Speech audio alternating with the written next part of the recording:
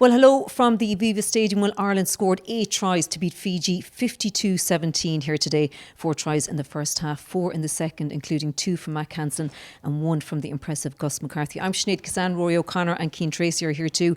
Firstly, a reminder that coverage of the autumn series on Indo Sport is brought to you by Energia, who sponsor rugby at all levels in Ireland. Their Rugby for All initiative supports inclusion and welcomes all abilities. For more on the rugby partnerships, go to energia.ie/rugby. So lads, very pleasing was how Andy Farrell described it. Do you agree?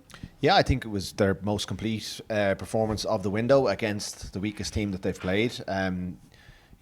Fiji can be a very good team. They're World Cup quarter-finalists last year, beat Australia at that tournament, beat Wales 2 weeks ago. So coming into it, I expected them to be better. They coughed up 17 penalties, and it was almost like a training exercise where Ireland had the ball and were challenged with attacking for the whole lot of it. But with that caveat, I think Andy Farrell will be, of course, he'd be delighted with what he saw from, we came into this window, or around the New Zealand game, he was talking about not having thousands of players. Well, he's got a couple. Gus McCarthy comes in for his debut. Excellent. Cormac Izuchukwu, maybe not on the same level, but had a very good debut as well. Sam Prendergast did really well in his first start. Might have been red carded, but once he got back on the pitch, he was very good. He made a lot of good decisions, a lot of great moments. I think we're starting to see evidence of why he's so highly rated by the coaches, by the players who train with him. I thought it was the most cohesive attacking performance. I thought their shape was much better throughout. They defended well. Apart, second half they tailed off when it was very disjointed. But when the game was still a contest, they defended well. They were more disciplined. We saw some excellent set plays. They're using that menu that Andrew Goodman, Paul O'Connell got a bit of credit for that as well, put together. So all in all, it was an improvement on what we've seen so far, with the caveat that the opposition didn't play well. But I think we're seeing the evidence of a couple of weeks training, of refreshing the team a little bit is working, just a new bit of energy. I thought the senior players were challenged by Andy Farrell to not kind of let their standards drop in a much changed team, as we've seen in previous windows with this team. And I thought Doris was excellent, Van der Fleer was excellent. So across the board, it was a very, very good day out. 8 tries, as you mentioned, all those things. They'll be very happy knowing that they've a much bigger test coming next week. Sure. Yeah, what's left to say, I suppose, after all that pretty comprehensive review. Yeah, I think the most pleasing thing was definitely, like you touched on, Rudd, the fact that they were so cohesive in the quality of tries. And I do agree with you. I was really disappointed actually with Fiji.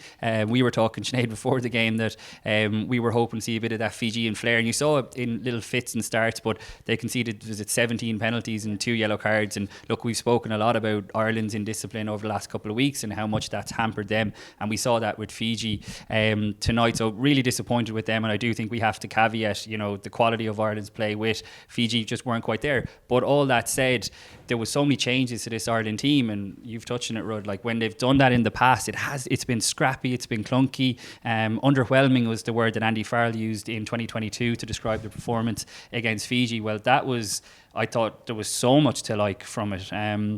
The new guys coming in, I thought were excellent. I think you're right to touch on the experienced guys. I know Joe McCarthy isn't the most experienced guy, but I thought he was excellent. He really relished the physical challenge, and at times it was super, super physical. I thought he was very good. Tyg Byrne, like you said, Caelan Doris, Andrew Porter again. So like the experienced guys were able to usher, I think, the new guys through, which is such a clever way of doing it, rather than changing all 15 players or 23 and throwing them all in together. You could see the value in doing that. And yeah, like I was impressed with Jacob Stockdale. It was really unfortunate that he had to go off with that hamstring injury. He looked really sharp. He looks so fit and just like healthy, and it was great to see him beating defenders again. And look, it was just such a shame to see him go off. Jamie Osborne, similarly, I thought he was having a really good game at fullback. He's gone off with an injury as well.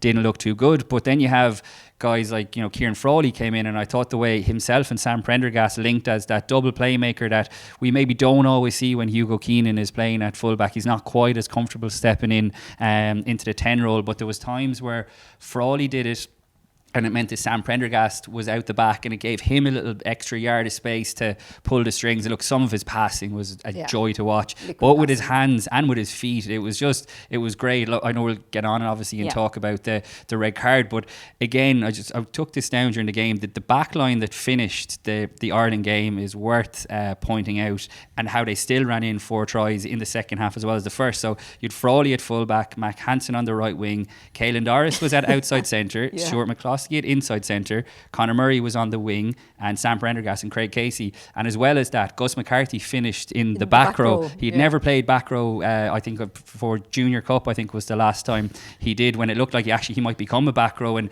at times tonight, I thought he looked like a back row as well. I was really impressed with him. Look, I think he'll be frustrated with a couple of the line-out throws. The first one looked incredibly harsh from where we were. Andy Farrell was touching on that as well. But there's so much to be positive about, and you'd love to see maybe a few of these guys being kept in for next week as well. I thought it was a great day at the office. Yeah, no, sure was, and we'll get into that in a moment. But just to go through those tries. So in the first half, Caelan Doris, Josh van der Fleer, Craig Casey, his first international try, and Matt Hansen in the first half. Ireland led 28-3. Bundyaki, Gus McCarthy, Hansen again, and Ronan Kelleher in the second half. And they left some out there as well. In terms of the creativity, we saw it as well with the tap penalty for the second try. So it was really nice to see those moments. Yeah, I think Gus McCarthy had a hand in 5 of Ireland's 8 tries. He like directly assisted 3 of them. He had the second last pass in the Josh van der Fleer try, and then he scored the one himself. The pop-up one for the Craig Casey try was like that reminded beautiful. me of Caelan Doris in the France game 2 years ago when he set it up for Gary Ringrose. Maybe it was last year actually, into the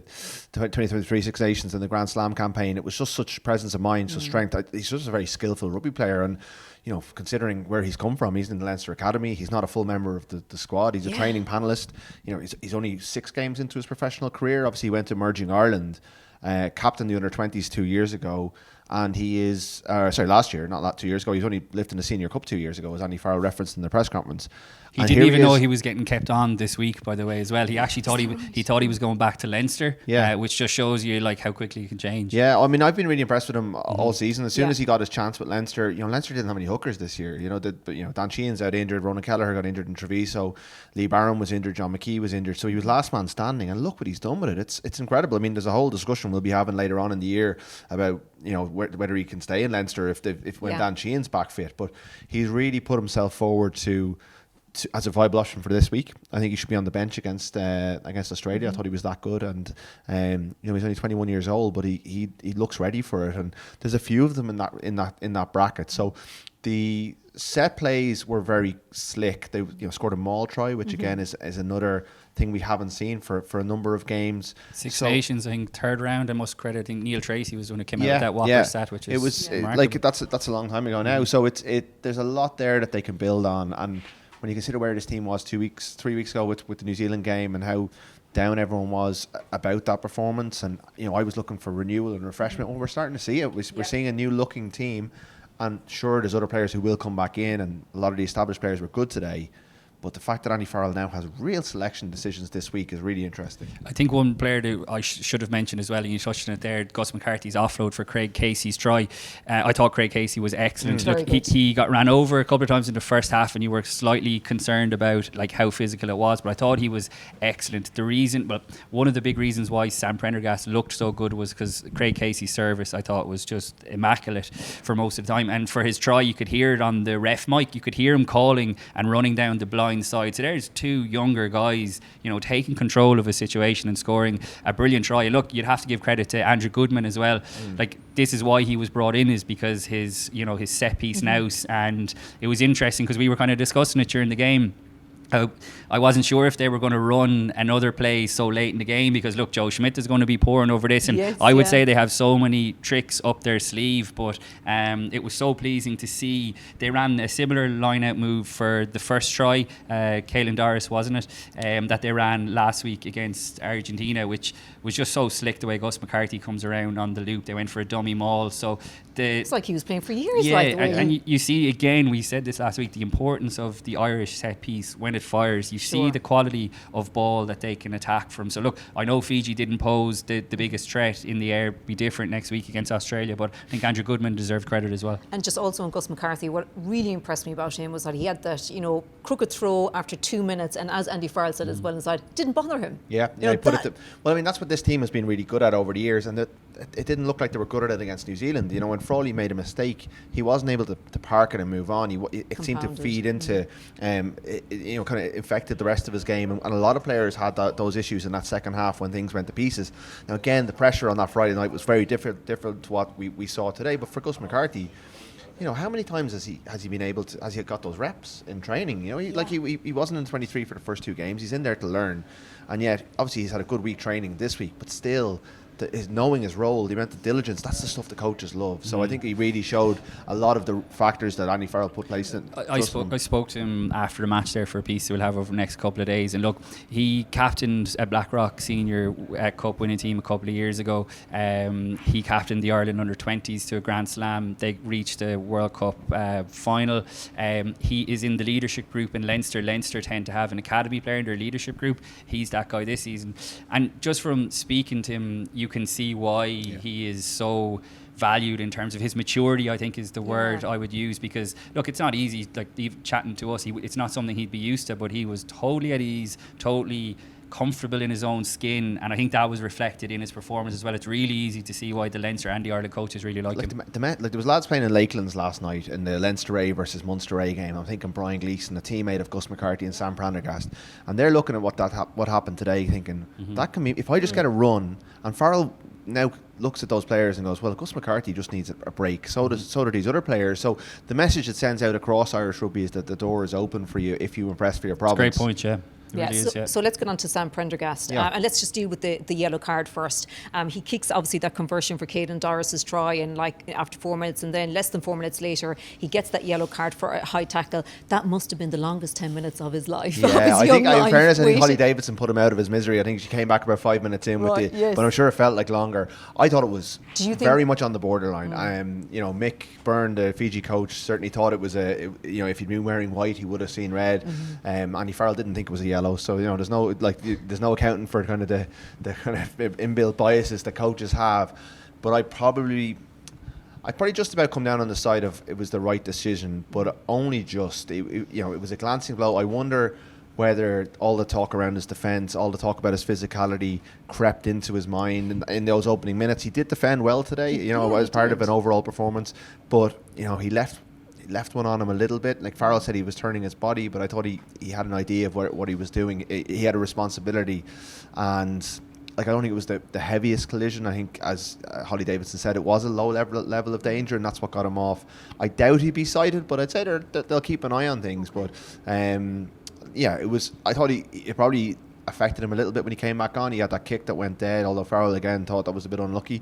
But after that he parked it, and we started to see what makes him, why people are so excited about him.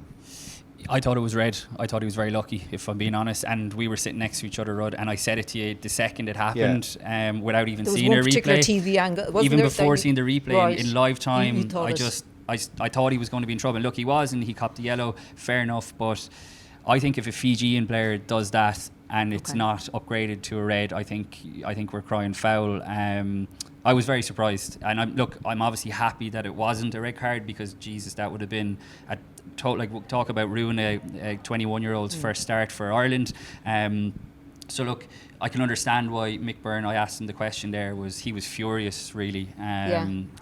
Because I think he would fully agree, like you said, Rod, if that was a Fijian player, I think quite possibly could have been red. But look, so it wasn't, and that's why the bunker is there. They dealt with it. They had all the angles. They said that it wasn't a high degree of danger, so that was the decision that was made. But similar enough to the composure that Gus McCarthy showed after being pinged for that crooked line out first, the composure that Sam Prendergast showed to come off the bench, because there's a picture of him sitting with his kind of almost his hands in his head in the sin bin, and you're thinking, okay, this is going to be a real test of your mental strength to come back, get back to the pitch of the game and deliver. And wow, he did it so impressively. It wasn't perfect, it's never going to be, but just as we said, some of his range of passing and his ability to take it to the line, to see gaps that maybe others don't, and his timing of the pass. Look, it's brilliant to watch on TV, but it's one of those things where when you're live in the stadium and watching huge Fijians come hard at the line, and they did at times, and it's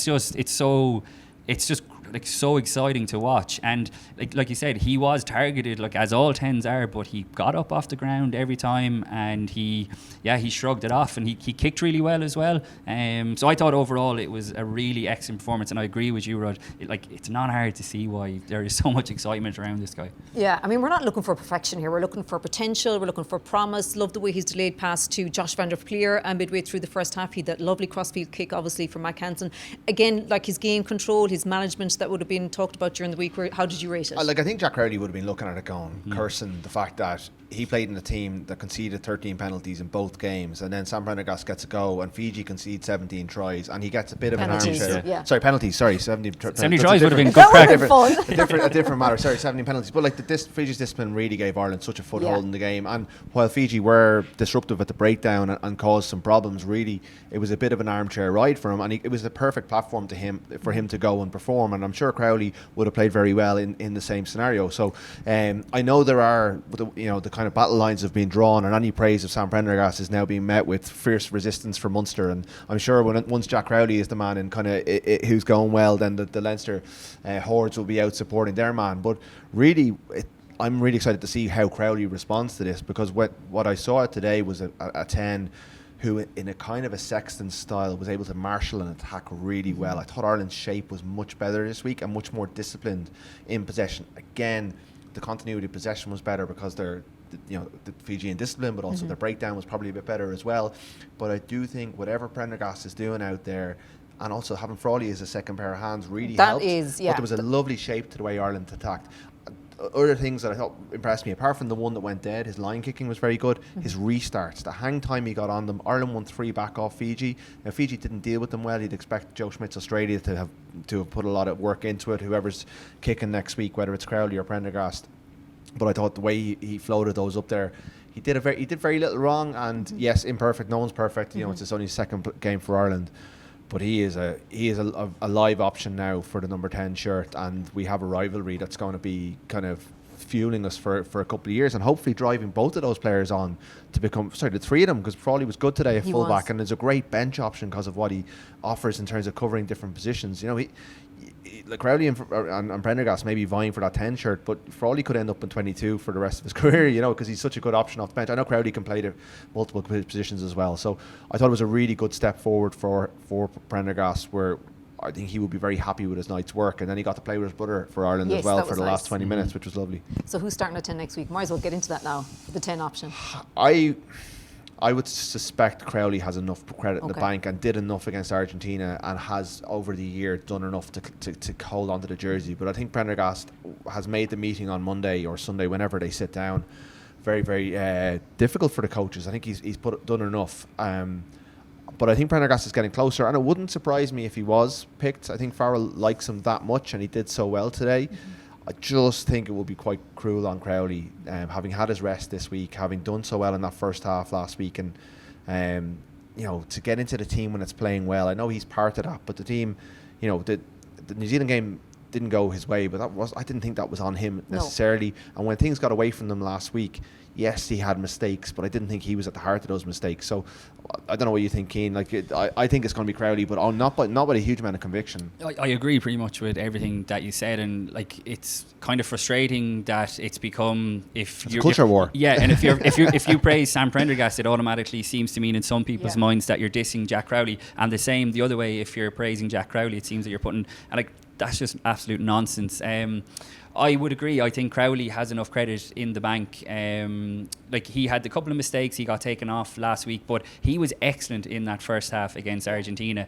Sam Prendergast had his couple of mistakes tonight. Look, it happens. You're playing in a 10. You're touching the ball so often. Mistakes are going to happen. They're still 2 young guys, but it's brilliant to have the fact that we're having this conversation is amazing. And look, I can't wait to see what happens over the next few weeks. Obviously next week with Australia, but what's going to happen when Sam Prendergast goes back to Leinster? They're going to be straight back into Champions Cup rugby when he's back-to-back dates, and I'm really looking forward to Munster-Leinster in the 27th in Thomond Park. It would be so good to see Crowley and Prendergast go head-to-head. Crowley probably be rested. Possibly, but maybe not, because they usually played him for the home games, and Prendergast hasn't. We could get it. It'd be absolute. Yeah, I would say Crowley better than any Christmas movie. I would say Crowley will be knocking on Ian Costello's door, going, I want to play that game, because he'll want to put a bit of a mark down as well. But look, that's obviously to come in down the line. But I think Prendergast, has definitely narrowed the gap. And look, this is exactly what we want for Irish rugby. It's brilliant, and like I said, he is just such a quality player to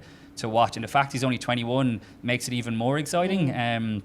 the scope for improvement is absolutely huge here, but you could say the same again about Jack Crowley. So I think Jack Crowley just starts because of what he's done over the last few weeks. But like you, if Sam Prendergast is named to start next Thursday, I wouldn't be absolutely shocked, especially given the way Andy Farrell talks about him. And it was again there looking, he was right to praise him, but there was no mention, I don't think, of the few errors that he had as well, unlike Crowley. No, it was more about how he talked about how he recovered from it. What do you were think, Sinead? taking note on this. Who's your number 10 next week?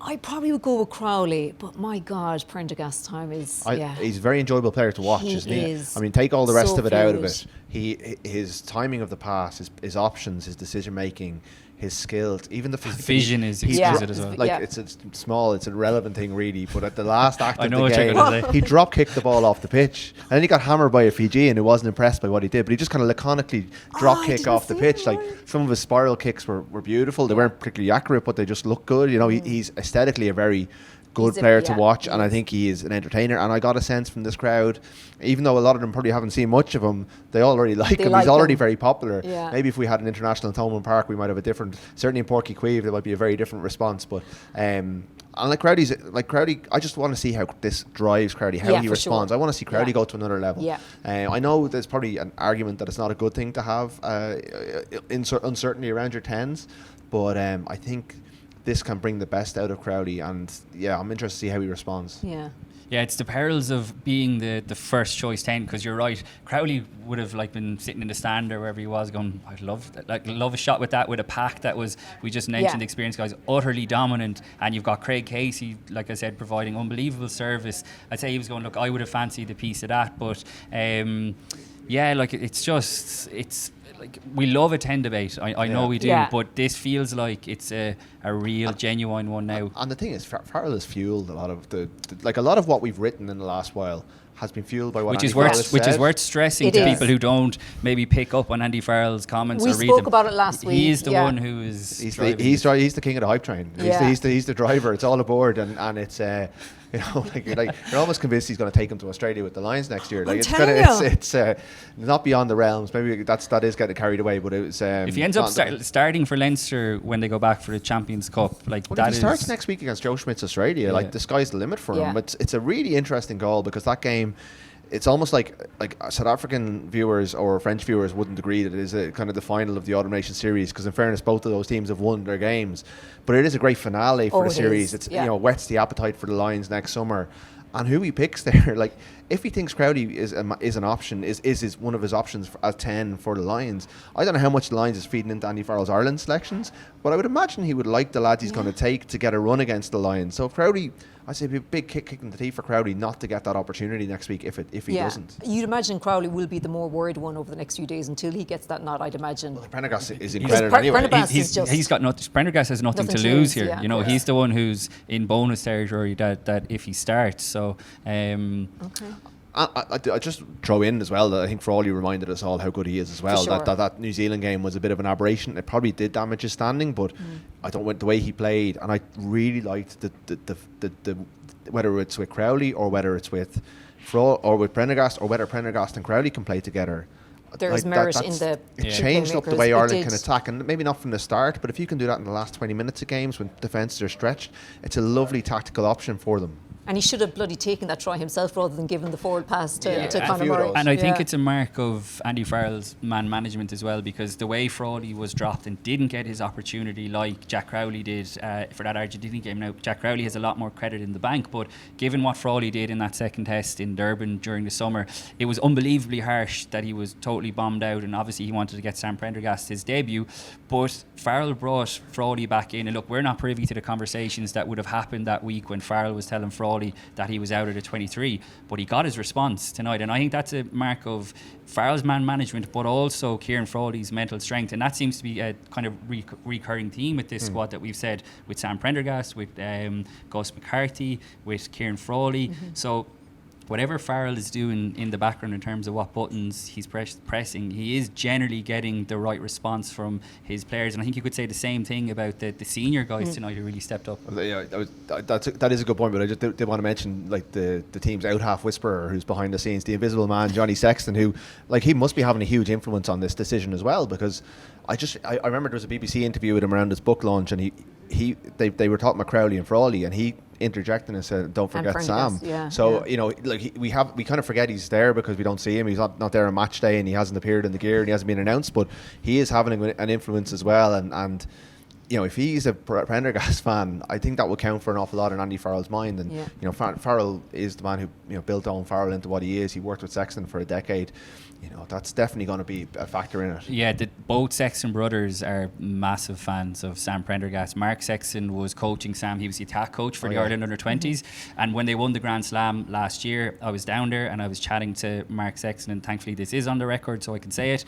And he told me afterwards that Sam reminds him of Johnny. So again, people who think that, oh, you know, these comparisons are unfair. Johnny Sexton's own brother told me that a lot of his mannerisms, the way he carries himself behind the scenes on the pitch, remind him of Johnny. Now, it's an unfair tag to put on, but when I don't think it'll bother when him. It won't bother him at all. But when the quite like it, but when the guy's brother is saying that, you know, like, you kind of have to stand up. And you're right, like, everything you hear about Johnny Sexton as well is that he's a big fan. But I would say that he's a fan of Jack Crowley as well. You know, to be fair, Crowley did very well while he was in camp with him. So it's a good point, because I would say, because we haven't seen Johnny Sexton in any of his gear, his training, it's all been a bit kind of not hush-hush, but there's been no announcement. I know you had a piece, Rod, during the week with Andy Farrell. You were asking him, and it sounds like he could be kept on. And look, I'm already thinking that Andy Farrell is going to be gone for the Six Nations. There is a slight gap there. The next summer's development tour to Portugal and Georgia, like, that looks like an opportunity as well, potentially, for Johnny Sexton to come in. So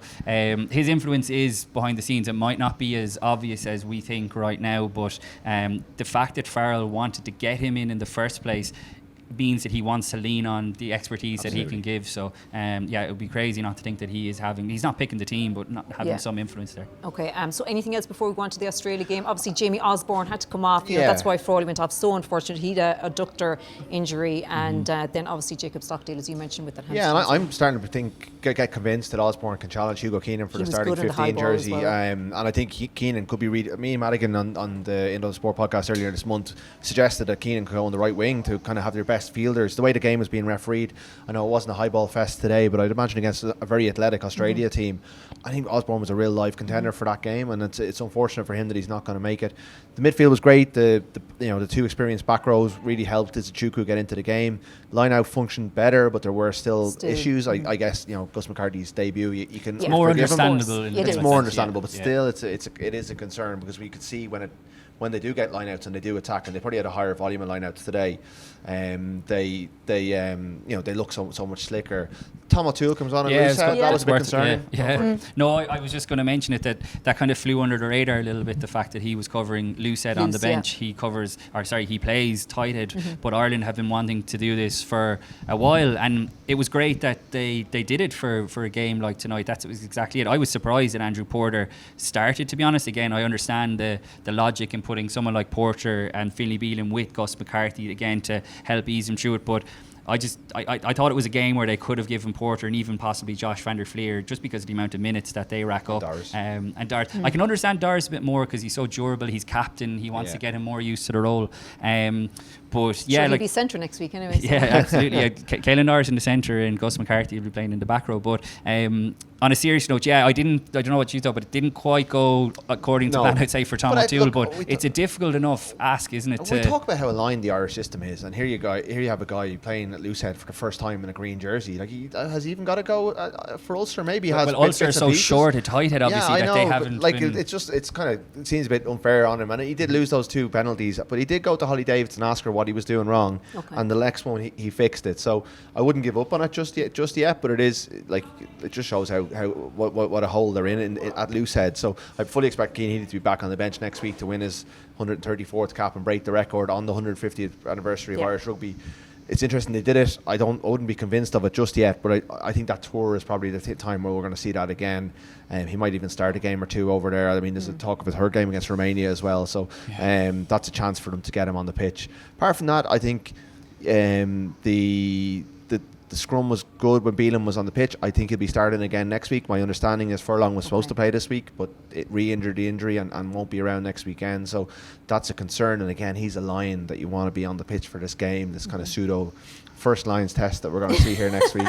Yeah. It does almost feel like that. I think just to touch and go back to the Tom O'Toole point, we've touched on Sam Prendergast, what happens when he goes back to Leinster over the next few weeks, but if Tom O'Toole is going back into Ulster and playing tight head, like, I just don't know how that works for Ireland trying to turn him into a loose head, because you can't expect him to just switch over to the other side of the scrum. What do the scrum experts who've played in the front row always say? It's like riding with your bad hand. So if he's not getting reps at loose head, and Ulster seem to have a greater need for him on the tight head side, then I think you'd be better off looking at it. Like a guy like Jack Boyle was obviously in as a training panellist. He didn't get any game time, but Leinster rate him very highly. But I think you need guys playing in, particularly in the front row. I think you need guys playing in the actual position rather than trying to. I can understand why they're doing it, but I think it's counterproductive if he's going back and he's playing a tight head for Ulster. Yeah, okay, so let's get on to Australia. Obviously, next Saturday, they play Scotland. Tomorrow, Sunday, so we're recording this before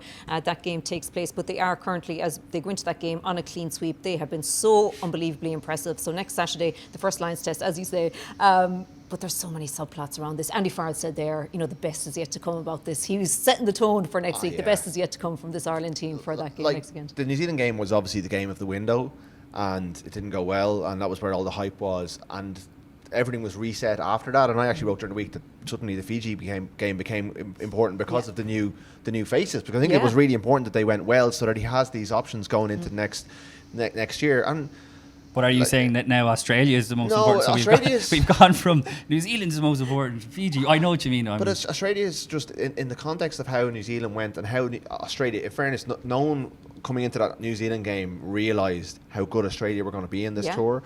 Obviously, they may lose to Scotland tomorrow. It might reframe things again. But what better stress test of your team can you get than going up against a Joe Schmidt coach team? Joe Schmidt, I know he's been back to Dublin in a personal capacity, but his first time coaching against Ireland at the Aviva Stadium. A man who understands all of these players, even the lads who've come along. I guarantee he knows the ins and outs of exactly who they are, where they went to school, what their weaknesses are, what their strengths are. His skills coach Owen Toolan is an Irish coach, and he'll know everything there is to know about these players. They will have put massive amounts of effort. Just like, his game plan, along with Ian Foster at the World Cup, was so key to unlocking Ireland in that World Cup quarter final. Like he did them. Like they were out-coached that day. They were out-coached. The try that they scored off the line out was just Joe Schmidt. Defensively, they just stepped off Sexton and just went, right, you swing it wide if you want. Andy Farrell will not want that to happen again. No, and like Andy Farrell, it is, again, the other subplot is it is his last game before he disappears for 8 months to coach the Lions. So he doesn't want to go on the back of a defeat. He doesn't want to lose to Australia. Just that's one up to them, and it's their last game before the Lions, unless they have a friendly or something beforehand. But it's their last game of substance, really. So there's so much on this. It's more important it's almost the most important for the Lions than it is for Ireland. But even for Ireland to sign off on a high, to get a performance, to see what the shape of the team is, whether any of these young players are in, how much he's evolved the team over the course of the month. It's fascinating to watch. But yeah, I think we'll really have a good idea of where this Ireland team are once Joe Schmidt's been, taking them to places where they don't expect to go and how they react to that, because that's what he's so good at doing, coming up with a plan specific. It's a pity it's a 6-day turnaround for them. Yeah, I think it will shape the result, but more so the performance will shape, I think, how from an Irish perspective we look back at the month, because obviously the New Zealand performance was just poor overall. They got a good 40 minutes against Argentina, and then tonight delivered a far more cohesive, complete 80-minute performance, but against a team who obviously not on the same level as the other three, but also who played really poorly. So they need a more complete performance next week, and a victory for us to reflect back on, because it's easy kind of to recency bias and go, oh, the month was great, but let's remember we were standing in the same spot and we're worried about that performance against New Zealand. Look, it's a pity that the All Blacks game fell first, but like you can't use that as an excuse, and Ireland didn't. So I think a big performance next week and a good win will shape how we look back on it. Do you remember the start of the quarter-final week last year? Keith Earls came out and he said basically something along the lines of, Joe Schmidt doesn't know us. We're not using anything to do with something. I don't know if that was a good way to go about the week. And I said, Joe would be fully aware that Andrew Porter kind of talks about counting the bumps in the road at Carton House when he was going into camp. camp. Craig Casey described, he wasn't at his pre-season camp before the 2019 World Cup, but he described it as barbaric anyway. So he must have heard that on the grapevine. And Joe, Joe reads and hears everything. Yeah. He's fully aware of what's been said about him, and I think he would have been injured by the way he was spoken about once he'd left. I think he would have felt there's a little bit of ingratitude towards him, and I think that a lot of that came out. Look, there's other people who were influential in that game, and New Zealand played incredibly well, but the plan was excellent, and I'm sure his fingerprints were all over that, and he will have a plan for Ireland this weekend, and he has look, Australia are not perfect. They have limitations, and that win in Twickenham seems to have launched them. Ireland will expose areas of their game, whether their line out, the things that they haven't quite got nailed yet. He'll probably have them nailed by the summer when they're there. But what they do have is incredibly athletically gifted players who will test Ireland in the air. They'll go after Ireland's scrum. They'll go after Ireland's ball in the air and the line out. They'll have a clever plan to defend the way Ireland attack. So it's really just going to be interesting to see how Ireland adapt and react to that. So it's fascinating to watch, and the Joe factor, even the fact that he didn't do a press conference at the World Cup. None of us have spoken to him. He didn't do a press conference in New Zealand when you were there either. So he hasn't talked to the Irish media really since he left. So it's going to be interesting to see kind of how he handles that element, because I think his pressers will be well attended. People will be interested to see what he thinks of what Andy Farrell's done in the last couple of years. Even the way Farrell, to go back to what I said at the start, the way Farrell changed the environment, and suddenly that's all feeds into it as well. I was just going to say, I was really going to make that same point, that it became this thing where, because the players kept talking about how great the environment was, it was almost a slide on Joe Schmidt. So anytime Andy Farrell, and ourselves included, praised him, it came across like, but Joe Schmidt was doing this, which wasn't obviously true at all. You could say, revolutionised Irish rugby. He deserves absolutely enormous credit. And when going off the results and the performances in the Rugby Championship, you were kind of wondering if he'd bitten off more than he could chew. And I'd say there was probably some doubts in the back of his mind as well. But having had a few months with this team, number one, it shows how awful of a job Eddie Jones has done, or did with them, particularly around the World Cup. But you can just see the influence that he has once he has a few months to mould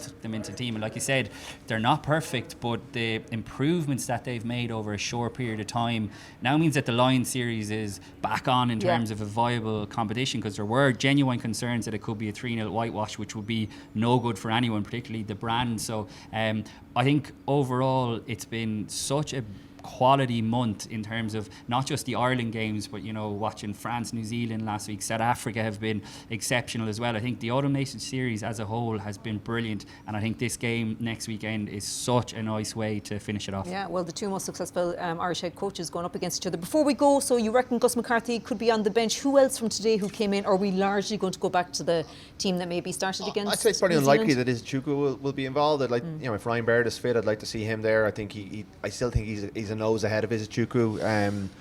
He didn't do himself any harm today, but I'm not sure. I think Baird has a bit more. That was unfortunate. But I think Baird has a bit of ahead of him, but also Peter O'Mahony's in the mix, and I wouldn't rule out Farrell going for some experience, especially O'Mahony just knows Joe so well and knows the it's such a good line-out forward. I think he might bring some calm to the bench if he's there. I'm not other than that. I think Prendergast is definitely in the mix, but I don't know if he'll go for him. But I think Bundy and Henshaw is probably a massive call, because Gary Ringrose is going to come back in at 13. Henshaw obviously played mostly at 13, or played 13 tonight, but Bundy was exceptional. He got man of the match. Now I thought Gus McCarthy was a bit unlucky not to get it. But there was a few in running. But Bundy was excellent, so I think that's a really big call. I would fully expect the back three to be as is, Keenan to come back in, Lowe and Hansen. But I think that 12 jersey, look, it's such a embarrassment of riches when they're all fit. Stuart McCloskey obviously got his cameo tonight as well. I don't know if he'll be involved, but I think that Bundy and Henshaw debate is as live as ever. Yeah, I think one of those three centres will be on unless he goes 6-2. So if that's the case, then Ringrose will go on to the bench, or else they'll start. The fact that Henshaw came off Ringrose early, at 13, I think you need, especially against someone like Len Ikitau. I think he got away with it tonight against a powerful, and actually the two Fijian centres, I had bigged them up, but they weren't that good. I think you need Ringrose with someone like Eleni Kitau with the guile that he has. I just thought it was interesting that he took Henshaw first. Does that mean he's looking at resting him for next week? Yeah. That's wide open. I don't think that, and it's one of those decisions that really won't weaken the team necessarily. They're both super players and they're both playing very well. I think you can see Henshaw is watching Aki play, and then he's responding, and they're pushing each other on to, they'll both go on the Lions if they keep this up. Yeah. So I think I think it'll be a fairly familiar looking Ireland team, but there's definitely scope for, like, McCarthy could start. I don't think he will after 80 minutes today, but like, he was so good that you wouldn't really have any doubts about him if he did. I think Craig Casey would be worth a shot on the bench. I thought he was excellent. Like I said, Murray obviously had to come on the wing, but I think Casey would be worth a shot on the bench. I think the 6, does Ty Byrne go back to 6? James Ryan, you'd imagine, will be back in the mix either on the bench or starting. So I think the makeup of the back 5 and who plays 12, I think are probably and obviously 10, but we've kind of all agreed that we think Crowley might edge it, but I think they're the sort of the 3 main areas that we're looking at. Does O'Toole go back to the number 18 jersey, or does Thomas Clarkson hold on to it? That's another little one. Like, it's not going to be the big talking point during the week. Which just goes about our chat there. Look, Tom O'Toole, you're covering Loosehead 1 week, but now you're going back to cover. It's just And I'd be surprised if Keane Healy wasn't there. For sure. But that just set the tone out there for next week, didn't it? That performance. Absolutely, and I think going into the Six Nations, as we said, like, a lot of those players will now go back to their provinces knowing that they can get back to that level, and that's going to drive competition within the provinces, and it's just a much healthier picture than when he picked an incredibly experienced team for the New Zealand game and they didn't perform at all. Like, now we're seeing performances from new players, and it's just a far more healthy looking environment. It sure is. Okay, Rory and Cian, thank you very much for that. Well, there will be more rugby chat with Joe Malloy on the Indo Sport podcast, and of course with Will and Luke on the left wing. But that's it for now. Thanks for tuning in.